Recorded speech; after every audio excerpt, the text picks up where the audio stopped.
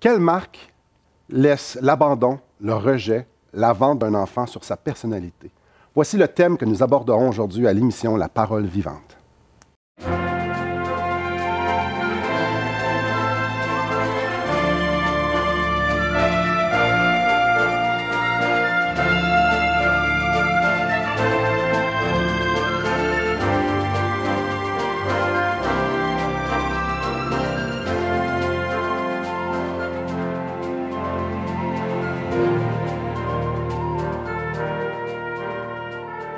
Bonjour à vous à la maison. Oui, comme vous avez pu voir, quel thème avec une certaine lourdeur. Abandon, rejet, vente d'un enfant. Quelle marque ça laisse sur sa personnalité? On parle ici de l'histoire du Québec et on parle de la personnalité du Québec.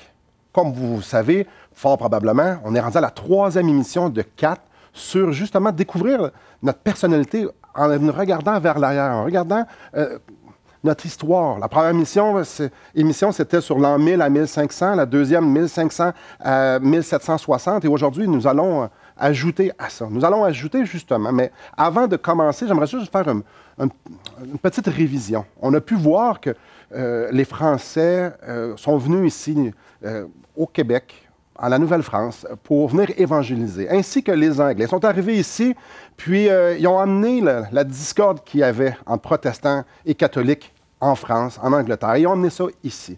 Et ici, ça a fait un mélange assez chaotique. On a pu voir que le clergé, ainsi que les protestants, ils ont essayé de s'assujettir les Autochtones. On a pu voir au fil de l'histoire, au fil des émissions, que les Français ont fait la même chose avec nous. En fait, ils nous ont assujettis. En fait, ils nous ont, comme j'ai dit, abandonnés. Ils nous ont rejetés. Et aujourd'hui, nous allons construire là-dessus avec ce climat-là d'intolérance.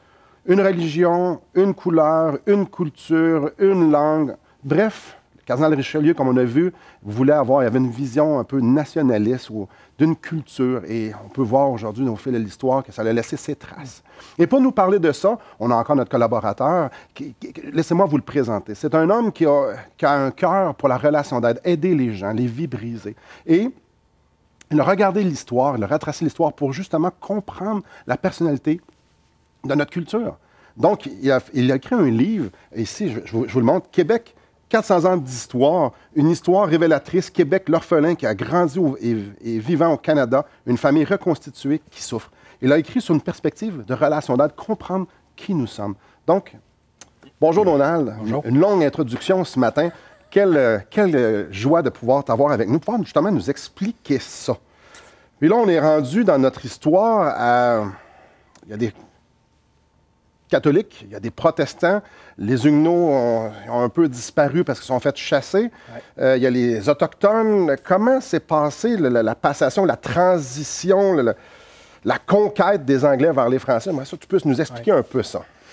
L'excuse que la France a donnée au pape pour pouvoir venir en Amérique, qui était d'évangéliser l'Amérique, ouais, voilà, ne tient plus. Parce que toutes ces années-là, de 1500 à 1760, c'est une course pour remplir les coffres de la France. Ouais. Où l'enfant s'est senti utilisé, manipulé, négligé, menacé. Et là, il a vécu les fruits d'une religion qui est matérialiste, qui est politique. Alors, lui, il grandit avec ça, puis là, il est pris devant la négligence de la France au point que les Anglais ont conquéri l'Amérique, finalement. OK, oui. OK, puis là, la conquête de l'Amérique, c'est un choc, c'est un point charnière dans notre histoire, parce que la conquête voulait dire, comme en Acadie, soit que tu étais déporté, soit qu'on faisait des tueries publiques comme on a eu en France, pour ceux qui n'étaient pas de notre camp, ou soit qu'on les assimilait. Alors, c'était rien de drôle, là. En plus, la France a signé un traité avec les Anglais, comme quoi qui nous vendait l'Amérique et tous les enfants qu'elle allaient avec, en retour de 2 îles, Saint-Pierre et Miquelon, dans l'Atlantique, pour protéger leurs droits de pêche. Autrement, le Québec, il disait dans mon livre, j'ai été vendu par mes parents pour une poignée de poissons. Puis eux autres qui m'ont négligé, ils sont servis de moi, Et c'était un moment extrêmement pénible. Donc, après avoir abusé, avoir épuisé toutes les ressources, après avoir abusé des Autochtones, Oui. des colons, comme nous, là, les Québécois, les Canadiens français, ils ont dit, bah, on va vous vendre pour 2 îles pour pouvoir avoir un droit de pêche. C'est ça. Bref, abandon, rejeté, vente d'un enfant, l'enfant qui est le Québec. On nous vend notre éternel ennemi. Ça fait 700 ans que nos parents, 700 années que nos parents nous disent, ça, c'est des ennemis. Vous n'avez rien à voir avec eux autres, avec leur religion, puis on nous vend à eux. Imaginez le choc culturel qu'on transporte, le choc historique qu'on transporte. C'est assez incroyable parce que là, ici, on a des catholiques qui se font vendre à des protestants par des catholiques. Donc, la France est catholique. Ils ont une colonie ici qui est la Nouvelle-France, qui est catholique aussi. Et ils se font vendre à des protestants qu'eux sont supposés aller en enfer. Donc, c'est comme tu dis, c'est les gros méchants depuis 700 ans. C'est ça. Puis l'arrière-plan de ça, c'est que c'est 3 groupes autochtones, français et anglais qui doivent dorénavant vivre ensemble dans une colonie. Maintenant, c'est rendu aux Anglais. C'est rendu aux Anglais. Ça les a apporté des tensions incroyables. Et j'imagine que pour les Canadiens français qui regardaient la mère patrie, cette rupture-là, ça a dû être un choc assez incroyable. Ah, c'était être déstabilisé, d'être...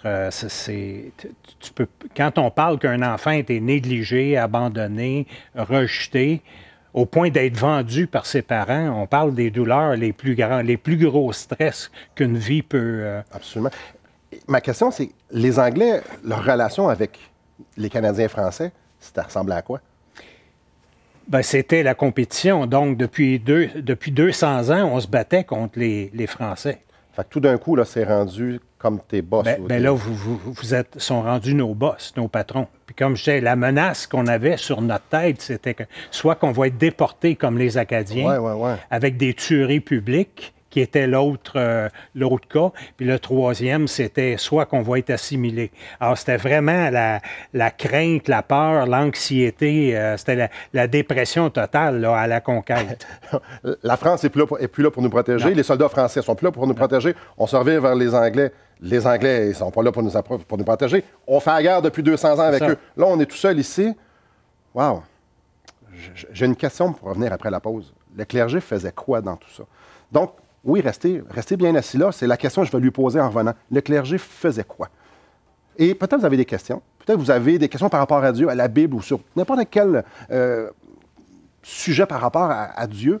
J'aimerais vous inviter à nous appeler. 1-877-L'Espoir, 1-877-537-7647 ou encore d'aller sur notre site Internet, espoir.ca. Et en plus, vous allez avoir beaucoup de ressources sur ce site-là pour pouvoir en apprendre davantage sur Dieu, qui il est, et qui nous sommes et comment on fait pour entrer en relation avec lui. Donc, après la pause, qu'est-ce que le clergé faisait dans ce moment de grande tristesse et de grand chaos? On se revoit après la pause. Ça l'aide à comprendre, n'est-ce pas? Ça l'aide à comprendre un peu de notre fibre, notre ADN, comment on est. Ça l'aide à retracer aussi nos souffrances.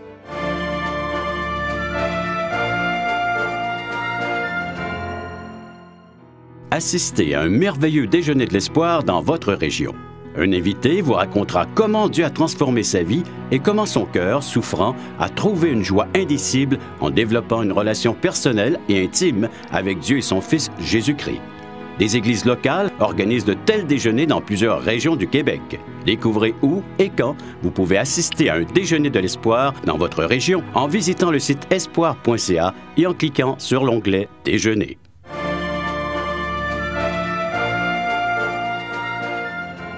Les Français ont vendu la colonie de la Nouvelle-France aux Anglais pour 2 îles, Saint-Pierre et Miquelon. Et là, il y a eu une transition. Maintenant, la colonie passe aux mains des Anglais, ces ennemis qu'on combat depuis 200 ans. Et là, on est seul, sans la protection des Français et assujettis aux Anglais. Ma question d'avant la pause, c'était qu'est-ce que le clergé a fait dans cette situation-là? C'est la question que je te pose. Alors, le clergé, eux, au lieu de quitter la Nouvelle-France, nos leaders ont reçu l'autorité de partir par les Britanniques. Oui, okay. Par les Britanniques. Oui. Ils ont dit, les sieurs, ceux qui ont de la notoriété, on leur donne 18 mois pour quitter l'Amérique. Oui. Alors, ceux qui avaient l'argent sont partis et on est resté avec le clergé. Et le clergé, eux, il y avait une menace américaine. Les Américains, c'était des anglophones aussi, mais qui étaient rebelles à Londres. Alors, eux, ce qu'on appelle l'Amérique aujourd'hui, les États-Unis, alors, eux, ils voulaient envahir tout le territoire de l'Amérique. Devant cette menace-là, qu'est-ce qui est arrivé? C'est que nos prêtres, nos religieux, et devant aussi la menace d'être assimilés ou déportés, ou bien d'être tués en masse, c'était le sort qui était réservé aux personnes qui avaient vécu une conquête. Alors, le clergé était voir les Britanniques qui ont dit, si on formait une famille, devant la menace américaine, nous, on va mettre nos 60 000 hommes. Nous, on a la main-d'œuvre. Alors, vous pouvez nous équiper, puis nous, on va prêcher à nos gens de vous soutenir, puis on va faire une entente, on va signer un contrat ensemble. Si vous nous laissez vivre dans nos paroisses, parler français, garder notre religion catholique et qu'aucun Anglais vienne vivre dans les paroisses et que vous viviez dans les villes, que vous preniez le commerce. Nous, on va faire de l'agriculture, on va s'occuper de prêcher à nos gens, de vous soutenir. Les Indiens vont pouvoir vivre dans leur bourgade, en dehors, dans le bois. Vous aurez les villes, vous pourrez continuer à contrôler. Et c'est comme ça qu'il s'est donné, qu'il y a eu une entente. C'est comme ça que le Canada est parti. Ça, c'est le début de la famille. Je t'arrête, Donald. Je trouve ça un petit peu troublant, là. Si j'ai bien compris, l'Église catholique a dit, le clergé a dit aux Anglais, sous la peur, clairement, là, on va faire un deal avec vous autres. Vous prenez les villes de commerce, donc vous allez diriger la colonie. Vous allez diriger la Nouvelle-France parce que vous allez avoir l'argent et les positions. Le peuple, il va rester le petit peuple. On va aller en campagne, dans les endroits ruraux, puis nous, on va leur dire que on va volontairement s'assujettir à vous et on va les garder des fermiers et tout ça pour que... En échange de notre langue. Ce que Richelieu voulait avoir. Notre culture. Oui. Notre paroisse et notre religion. Tu vois, le rêve se poursuit. Mais assujetti aux Anglais. Assujetti aux Anglais.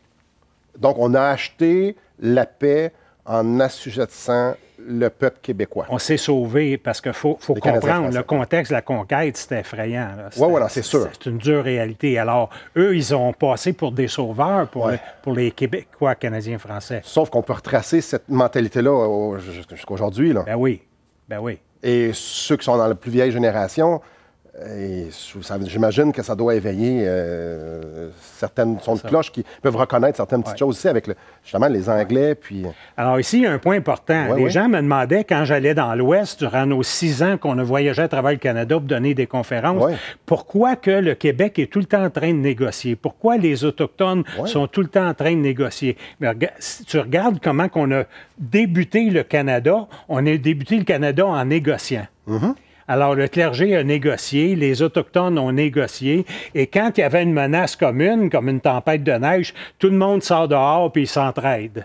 Alors, c'est ce qu'on faisait, mais ça n'a pas réglé les conflits qu'on avait les 3 groupes d'enfants, la famille reconstituée. Le Canada. Le Canada. Alors, qui a commencé en 1760, finalement. C'est une famille comme on appelle, de vie commune. Il n'y a pas encore de mariage, là. Le mariage va venir en 1867. C'est ça. Mais la problématique, c'est qu'on a commencé le Canada sur des relations d'affaires et non sur des relations d'amour. Ça, c'était pas organique, c'était pas naturel. Ben non, c'était pas des relations bibliques. On a sauvé notre peau en se vendant. Ben oui, c'est encore économique. C'est encore une situation de survie, comme tu dis. Et, alors, le Canada, aujourd'hui, si on regarde la façon qu'on continue nos relations, on n'a pas des relations d'amour, on n'a pas des relations... On s'affronte entre les différents segments, les différentes langues, les différentes façons de penser. On continue à répéter les mêmes histoires. Mais on n'a jamais... Quand on a formé la famille, on s'est dit, on va former une famille, mais on n'a rien réglé de notre passé. Oui, puis nous, on a 400 ans en arrière, et au-delà de ça, de dire une religion, une langue, une culture, c'est dans notre ADN. Donc, pour nous, à sortir, c'est difficile. Et pas comprendre le reste des Anglais, la relation est difficile juste par la langue. Si on ne parle pas les deux langues, il y a un sérieux problème. Et eux, la même chose. Donc, d'une façon logistique, c'est impossible. Et d'une façon émotionnelle aussi, parce qu'on est un peuple tissé serré. On a survécu ensemble. On a vécu au travers des grands chaos ensemble. Comme je disais, on a vraiment survécu. Je comprends tout ça. Ça l'aide à comprendre, n'est-ce pas? Ça l'aide à comprendre un peu de notre fibre, notre ADN, comment on est. Ça l'aide à retracer aussi nos souffrances. Les souffrances, quand on était blessé, bien, ça porte des marques, tout ça. Ça porte des marques positives. Donc, la détermination, la persévérance, mais ça porte aussi des marques négatives, tout cela. On va voir ça après la pause. Peut-être que vous avez des questions, peut-être que vous avez des commentaires, peut-être que vous aimeriez vous procurer justement le livre que Donald a écrit qui nous raconte justement cette histoire-là et l'impact que l'histoire a sur notre personnalité. J'aimerais vous inviter à vous le procurer. Ça, vous pouvez nous appeler, que ce soit pour des questions ou pour vous procurer le livre, 1-877-L'Espoir, 1-877-537-7647 ou encore de nous visiter sur notre site web espoir.ca. Après la pause, on continue cette belle discussion. Pense comme je pense, crois ce que je crois, et on continue à maintenir, à nourrir tous des concepts d'intolérance religieuse.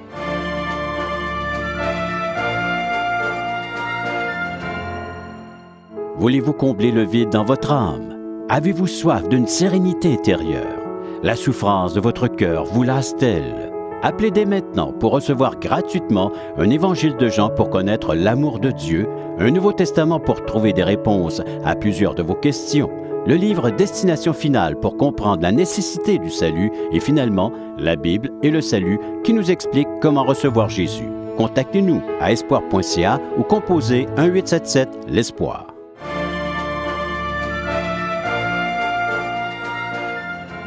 Donc, on parle de la conquête des Anglais. Où est-ce que les Anglais ont eu les villes, le commerce, l'influence, et les Canadiens français se sont fait disperser dans les paroisses. Ça se vivait comment, ça, dans les paroisses, Donald? C'était notre survie. Alors, les premiers résultats, on a eu 200 ans de vie paroissiale. Après la conquête, il n'y a pas eu de guerre. 1760 à 1960. Oui, il y a eu 3 guerres contre les Américains, contre le général Washington qui a essayé d'envahir le Nord, mais les Autochtones, les Canadiens français et les Britanniques loyalistes ont formé une famille et ils ont repoussé 3 fois le général Washington. C'est ce qui fait qu'aujourd'hui, on n'est pas les États-Unis d'Amérique. Alors, ceci étant dit, à chaque fois qu'il y a eu une bataille, une menace américaine, on a tenu notre parole. On est allé avec les Anglais. Et nos commandants, c'était les prêtres, qui étaient associés aux commandants britanniques qui subventionnaient la religion catholique, les positions d'évêques, d'archevêques, et ça, c'est documenté aussi. Donc, c'était eux qui étaient les lieutenants, les capitaines, les sergents, tout ça. Les gens d'influence, les agents d'influence. Alors, pour nous, d'un premier abord, on s'est sauvé de la conquête. Donc, on était dans nos paroisses, on parlait notre langue, on avait notre religion, on avait nos coutumes, on était dirigés par des prêtres. Alors, notre survie était dans la paroisse. Donc, en dehors de la paroisse, il n'y avait rien. Fait qu'on a vécu durant 200 ans séparés des Anglais dans nos paroisses. On a vécu 200 ans isolés des Anglais, isolés des Autochtones qui vivaient la même chose dans leur tribu, dans leur réserve. Alors, on vivait, si tu veux, chacun séparé, mais on s'appelait une famille, la famille canadienne. Hein? C'est comme ça que le Canada a construit ça. Et là, dans les paroisses, qu'est-ce qui est arrivé? C'est que les femmes sont devenues des manufactures à produire des bébés. Des familles monstrueuses, pas monstrueuses, mais énormes. C'est reconnu qu'une petite famille, si tu ne voulais pas te faire regarder, il fallait que tu aies au moins 11, 12 enfants. Et est-ce que le clergé est en arrière de ça? Ben oui, c'est le clergé qui était... Parce qu'il y avait, ce qu'il y avait comme idée, eux autres, c'est de grossir en nombre pour battre les Anglais éventuellement, dans un système démocratique. Mais ça n'a jamais fonctionné. Alors là, les hommes construisaient des maisons. Les hommes étaient des agriculteurs. C'était de l'agriculture de survivance. Ouais. Alors, c'était pas une agriculture commerciale. Tout le commerce était dans les mains des Anglais. Donc, c'était beaucoup, faut devenir autosuffisant. Oui. Chaque fermier, les villages, les paroisses, et on doit être autosuffisant parce qu'on n'aura pas d'aide à l'extérieur. Oui. Okay. M. Parizeau, l'ancien premier ministre du Québec, en 1960, dans ces années-là, il a fait une étude de savoir comment était le niveau d'éducation des hommes au Québec. Et on était un des plus bas taux d'éducation, d'instruction au monde. Au monde. Oui. Avec une 3e année moyenne pour les hommes. Ce qui est intéressant là-dedans, c'est que l'Église catholique, le clergé, gouvernait, faisait tout. Le système de santé, c'était l'institution qui s'en occupait. Les écoles, c'était les instituts. Donc, l'Église catholique a vraiment gouverné. Avait la main haute. Avait la main sur tout. Oui. Et avec la statistique que M. Parizeau a mentionnée, les gens étaient ignorants. Oui. Et avec l'ignorance vient l'incompréhension de ce qui se passe autour de nous. En fait, pas l'ignorance, le manque d'éducation, manque d'ouverture sur l'extérieur. Donc, tu te parlais tantôt de séparation. Ouais. Donc, on protège notre petite paroisse, puis c'est nous autres contre le monde entier. Oui, c'était une religion qui avait des visées, un focus économique, politique. Et ça n'avait rien à voir avec protéger les gens d'abord. Il y a une série de belles choses qui ont été faites, il faut l'admettre. Tous les hôpitaux, l'éducation, et il y a des gens qui étaient sincèrement sincères là-dedans. Mais là, on parle de direction. Direction de... Faut pas viser, faut pas que les gens comprennent qu'on vise lui ou lui. Non, on parle, c'est la mentalité générale. C'est de comprendre qu'est-ce que ça a fait. Alors, au bout de 200 ans, quand une personne vit isolée, séparée, qu'est-ce qu'elle devient dans son esprit? Elle devient une personne isolatrice, elle devient une personne séparatiste. Et autosuffisante. Et autosuffisante, indépendante, et pense comme je pense, croit ce que je crois, et on continue à maintenir, à nourrir tous des concepts d'intolérance religieuse. On a juste à penser, les gens dans les paroisses n'étaient pas habitués, ou dans les villages, n'étaient pas habitués de voir, ils n'étaient pas influencés vers l'extérieur. Souvent, on va au Québec, on va dans les petits villages, il y a des églises incroyablement grosses. Pour la grosseur du village, ça implique que tout le monde allait à l'église. Donc, il n'y avait pas d'étrangers, il y avait très peu de protestants, très peu d'anglais. Donc, ils n'étaient pas ouverts. Donc, pour eux, c'est nous avons raison parce que c'est la seule chose qui existe ou la chose qu'on connaît du moins. Et la conclusion de tout ça, c'est qu'en 1960, juste avant à la Révolution tranquille, c'est ça qui a mené à la Révolution tranquille, les Anglais ont tous développé l'aspect commercial, l'aspect business, et nous, on s'est appauvris. Et là, les Anglais, pour les manufactures, ils ont besoin d'une main-d'œuvre. Et c'est là qui arrive. Les gens, ils s'aperçoivent finalement qu'en 200 ans, ils ont produit des bébés, ils ont produit des grosses familles sous même l'oppression du clergé dans certains cas, l'obligation.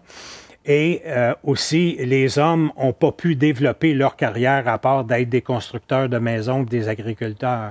Là, on se retrouve devant une situation, on est pauvre, on a été isolé, et en dehors de la paroisse, on ne peut pas survivre. Qu'est-ce qui arrive? C'est encore la panique. Et là, c'est la révolution, ça donne naissance à la révolution tranquille. C'est la révolte du jeune adulte qui dit « J'en ai assez de me faire mener par tout le monde. » Je t'arrête parce que ça, c'est dans la prochaine émission. Ouais. Mais c'est quand même très intéressant, n'est-ce pas?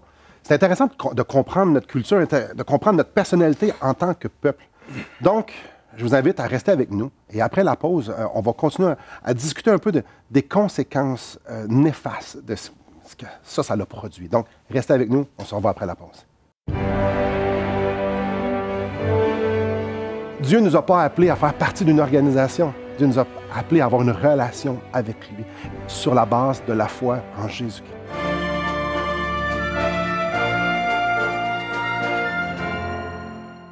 Espoirpourlecoeur.org aborde des problèmes que tous peuvent rencontrer un jour. Solitude, culpabilité, manipulation, rébellion et adultère. Chaque problème est clairement défini avec ses symptômes et ses caractéristiques. Des pistes de solutions sont données. Le but du site espoirpourlecoeur.org est d'encourager les chrétiens à s'entraider. Pour participer à l'une de nos conférences, consultez notre site espoirpourlecoeur.org.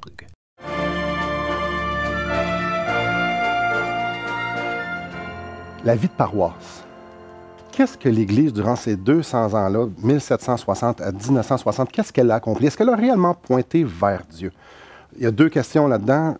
Je vais te laisser répondre à la première. Qu'est-ce que l'Église a accompli durant ces 200 ans-là de vie de paroisse? Quand on scrute les livres d'histoire, on reconnaît que les prêtres ont joué un rôle déterminant pour assouplir les conditions de la conquête. OK? Ils ont passé un peu comme des sauveurs et jusqu'à un certain point, il y a beaucoup de bons là-dedans. Ensuite, durant les 200 ans de vie de paroisse, entre 1760 et 1960, il y a eu la construction d'hôpitaux.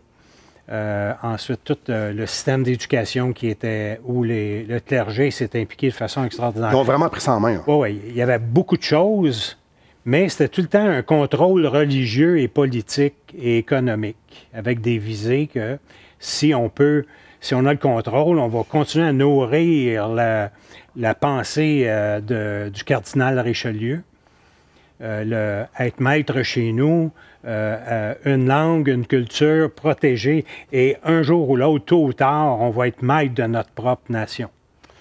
Donc, il y avait un but pécunier, politique. C'était pas juste une histoire de Dieu là-dedans. Bien, l'évangélisation, c'est vous faites partie de notre système ou vous êtes à l'extérieur. Ça n'avait rien à voir. C'était une question de, comme on dit, d'être membre des ennemis ou de... Avec nous ou contre nous. Oui. C'est de l'intolérance religieuse encore, l'intolérance linguistique qu'on continue à traîner de nos racines parce que c'est comme ça qu'on a appris à survivre comme enfant. C'est ce qu'on a appris de nos parents, que la vie marcherait si on ferait ça. Alors, on continue à répéter les mêmes patrons de vie, les mêmes vices. Imaginez, on est loin de Dieu là-dedans. Pourtant, Dieu nous a dit, je vais vous lire 1 Jean 5, 13, « Je vous écris ces choses afin que vous sachiez que vous avez la vie éternelle, vous qui croyez au nom du Fils de Dieu. » Le message est très bien clair. Jésus-Christ, Dieu nous aime. Il a envoyé son Fils mourir sur la croix pour nous, pour qu'on puisse être sauvés de nos péchés. Dieu ne nous a pas appelés à faire partie d'une organisation. Dieu nous a appelés à avoir une relation avec lui sur la base de la foi en Jésus-Christ. Et j'aimerais vous demander de mettre votre foi en Jésus-Christ et Jésus-Christ seul. Merci beaucoup, Donald. Merci à vous et que le Seigneur vous bénisse.